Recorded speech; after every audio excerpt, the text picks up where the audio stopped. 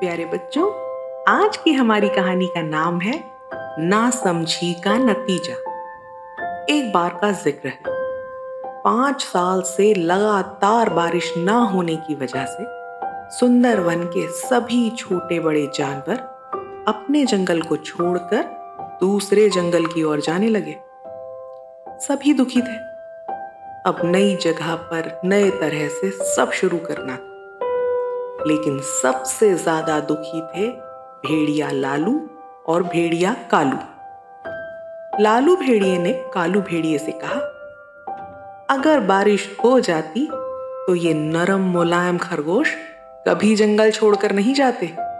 ये बारिश ही हमारी दुश्मन है। कालू भेड़िया ऐसा नहीं सोचता था। कई सालों की कड़ी निगरानी के बाद उसने जाना था कि बारिश ना होने की असली वजह इंसानों का पेड़ों को काटना है। अरे लालू, तुम नहीं जानते, ये इंसान अपने फायदे के लिए हमारे घर के पेड़ काट देते हैं और उनकी जगह नए पेड़ भी नहीं लगाते।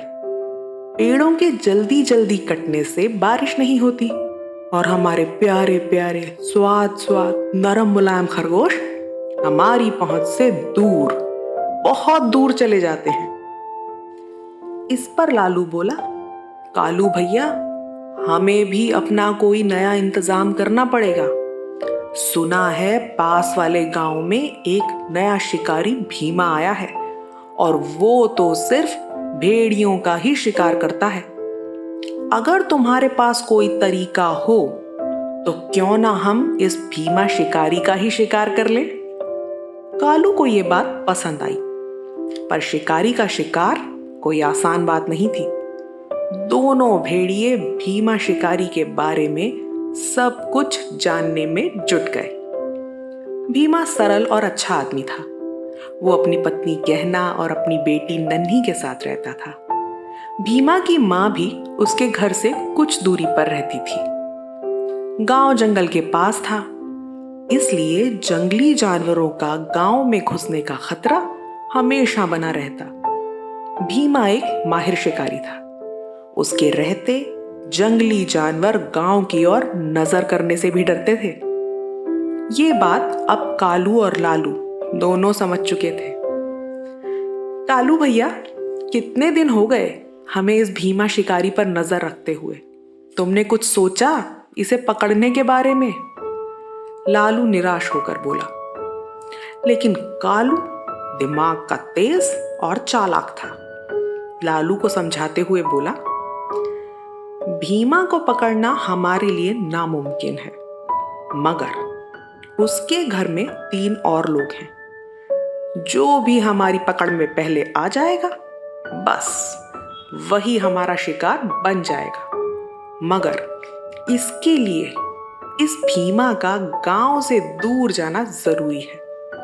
और फिर एक दिन भीमा को किसी काम से शहर जाना पड़ा। लालू को भीमा की मां के घर भेजकर कालू खुद भीमा के घर की ओर निकल पड़ा। घर पर गहना और नन्ही अकेले थे। नन्ही थी तो छोटी बच्ची, पर खुद को अपनी उम्र से बड़ा समझती थी। हमेशा अपनी मनमानी करना, घर पर बिना कुछ बताए खेलने निकल जाना और घंटों वापस ना आना, ये सब उसकी कुछ बुरी आदतों में शामिल था। भीमा और गहना के जरूरत से ज्यादा प्यार ने नन्ही को और भी जिद्दी बना दिया था। गहना ने नन्ही से कहा, आज मैंने तुम्हारी दादी की पसंद का हलवा बनाया है। हम दोनों शाम को दादी के घर चलेंगे और 2-4 दिन वहीं रहेंगे। लेकिन पहले मैं बाजार से कुछ जरूरी सामान ले आऊं और तुम यहीं पर मेरा इंतजार करना। ये कहकर गहना तो बाजार चली गई, मगर नन्ही के लिए मां का इंतजार करना मुश्किल हो रहा था। उस पर हलवा भी ठंडा हो जाता, और ठंडा हलवा कौन खाता है। वैसे दादी का घर ज्यादा दूर भी नहीं है। कई बार माँ बाबा के साथ गई हूं।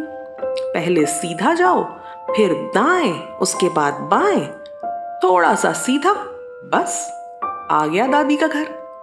ये सब सोच विचार कर नन्ही अपने घर से निकल चली।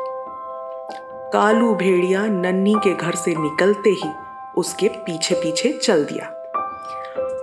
वहां लालू भेड़िया दादी के घर घात लगाए बैठा था, पर दादी तो लालू भेड़िए के घर पहुंचने से पहले ही बाजार के लिए निकल गई थी। पहले दाएं था या बाएं या सीधा जाना था। नन्ही इस दाएं बाएं के चक्कर में दादी के घर का रास्ता ही भूल गई। किससे पूछूं, यहां तो कोई नहीं है। ये सोचते सोचते उसकी नजर भेड़िए पर पड़ी। भेड़िया झूठ मूठ का प्यार दिखाकर बोला, कहाँ जा रही हो बिटिया रानी? अपने कालू काका को नहीं बताओगी? दादी के घर, लेकिन मैं रास्ता भूल गई हूं, नन्ही ने उदास होकर कहा। अरे, इसमें कौन सी बड़ी बात है? तुम भीमा शिकारी की बेटी हो ना। तुम्हारी दादी के घर का रास्ता मैं तुम्हें बताता हूं। भेड़िए ने जानबूझकर नन्ही को लंबा रास्ता बताया, जिससे वो नन्ही से पहले दादी के घर पहुंचे। यहाँ रास्ते में नन्ही को पकड़ना खतरनाक हो सकता था, उसे कोई देख सकता था। ये बताओ बिटिया, दरवाजे के बाहर से तुम्हारी दादी कैसे पहचानेंगी कि तुम नन्ही हो या नहीं? कालू ने चालाकी से दादी पोती के राज को जानना चाहा। अरे भेड़िया काका, मैं कहूंगी, मैं हूं भीमा शिकारी की बेटी, पसंद है मुझे हलवा, नहीं खाती मैं रोटी। इतना सब भेड़िए को बताकर नन्ही लंबे रास्ते पर चल दी। यहां से भेड़िया दौड़ता हुआ लालू के पास पहुंचा। लालू ने उसे बताया कि दादी घर पर नहीं है। लालू को बाहर ही रोककर कालू घर के अंदर घुस गया और दादी के कपड़े पहनकर रजाई ओढ़कर लेट गया। कुछ ही देर में नन्ही भी वहां पहुंच गई। दादी की आवाज बनाकर कालू भेड़िए ने नन्ही से पूछा, कौन है बाहर? अपनी पहचान बताओ। नन्ही ने पूरी बात दोहरा दी। मैं हूं भीमा शिकारी की बेटी, पसंद है मुझे हलवा, नहीं खाती मैं रोटी।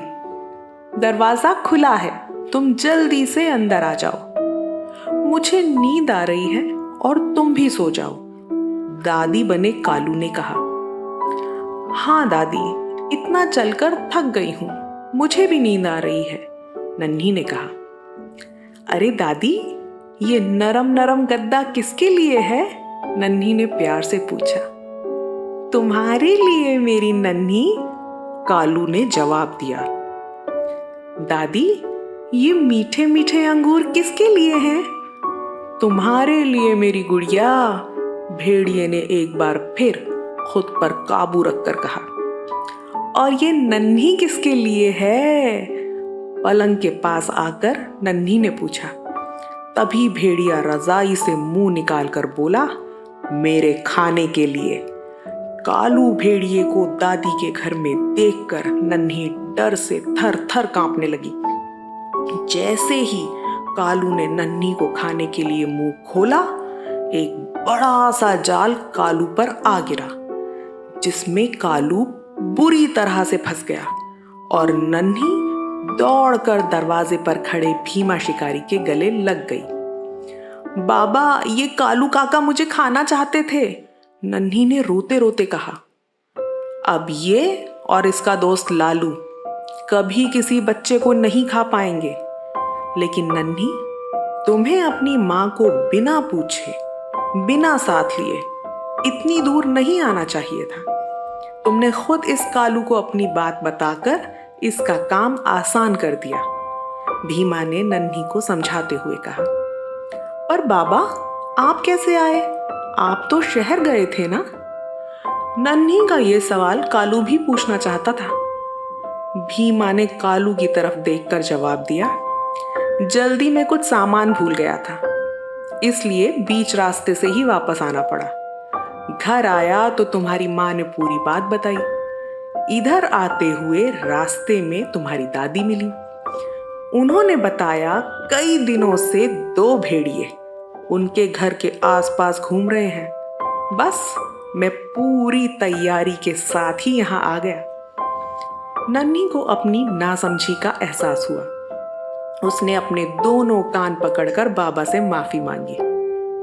तो देखा बच्चों, अनजान लोगों से अपने घर की बात बताना और अपने माँ बाबा की बात ना मानने का नतीजा कितना बुरा हो सकता है। अच्छा तो बच्चों, अब हम फिर जल्द मिलेंगे एक नई कहानी के साथ।